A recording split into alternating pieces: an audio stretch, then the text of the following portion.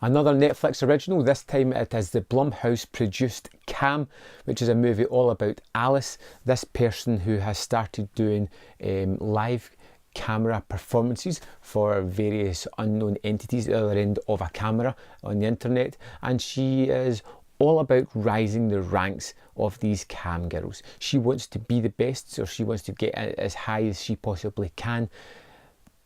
And it's basically about the world that she has gotten herself into. She hasn't told her mother about this. She revels in the excitement of rising the ranks.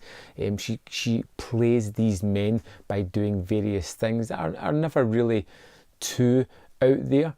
She's mostly covered most of the time. There is some titillation here and there for the guys, but she never seems to go into full kind of out there stuff. It's all kind of softcore type of material, and she's just getting money off these guys for doing these live shows, talking to them, conversing with them, relating with them, and this is her chosen profession, and it seems to be doing very well for her.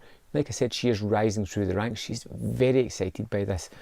And then you start to realise that there is a world of this going on. There is various girls all doing these cams, and some of them come together, and as always there is some abrasive relationships within these as they try to tear each other down, as you do tend to get with a group of people, especially competitive ones, in the one situation, all vying for the same thing. They're all looking for attention, looking for the money, looking to get a better payday out of this.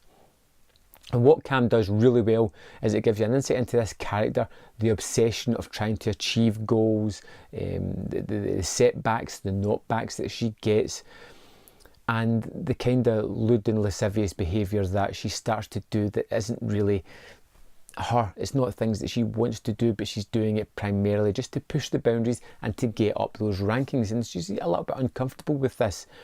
And the movie is really interesting and exciting because it adds in all these various factions, and then it takes a turn. It takes a turn when she gets up one day, and this isn't a spoiler, it happens fairly early on in the movie, within the first 20 minutes. It's in the trailer as well. She puts on her computer and the live cam is going. She is there doing a performance. She goes into her setup, her little room where she does these, nothing's there. She thinks it's a recording. She starts to talk and finds that the person's talking back to her. She is talking back to herself. Alice is talking with her persona, Lola, and she just can't get her head around this.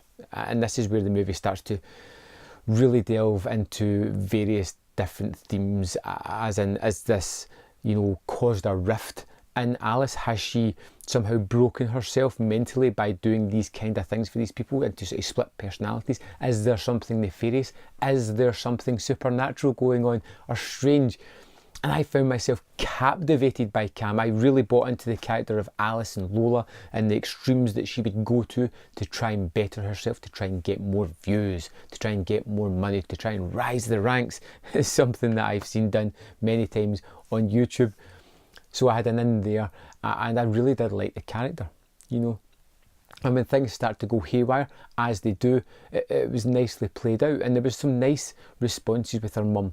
There's a few scenes with her mother, and she never really came out and tells her, but as you know, these things have a way of making themselves out, and this breaks out into the world, and her mother reacts in a very unusual way, but it's one that's it's less dramatic or for cameras, and more kind of downbeat, and something that you could imagine somebody doing, depending on that person. It's the person who we have here, her mother, her persona. You could feel that being a possible way that she would react, silver lining and all that. I don't want to talk too much about the latter half of the movie because I feel it twists and turns and gets into certain things that you really should check out to see. Now, I found the movie to be really interesting.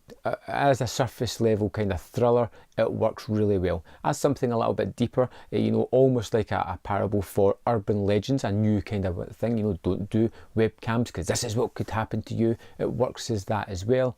It has some scary moments, it has some bloody moments, and it has some thought-provoking moments where you have a person who's looking at a version of her doing things that she was doing, and it suddenly repurposes what she was doing. The ending, I don't know if it really gives us any real answers other than just closing off the sort of main story, but I don't feel as if Alice really grew or learned anything in the end. But I was there for the movie. I was fully engaged, I was enjoying it, I thought it was fun and entertaining and thrilling, and yeah, I'm surprised that it ended up on Netflix, but kind of not at the same time. There is a lot of risque matter in there, and I don't know how it would have went with the censors trying to get it into cinemas, or who would have gone to see this. Netflix feels like a right fit for it, and it is a fantastic movie just dropping on there. One that I can highly recommend. For me, I'd probably give it a 4 out of 5.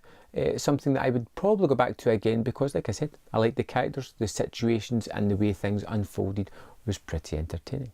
I would love to know your thoughts on Cam. Let me know in the comment box below, and I will see you next time on Man vs Film.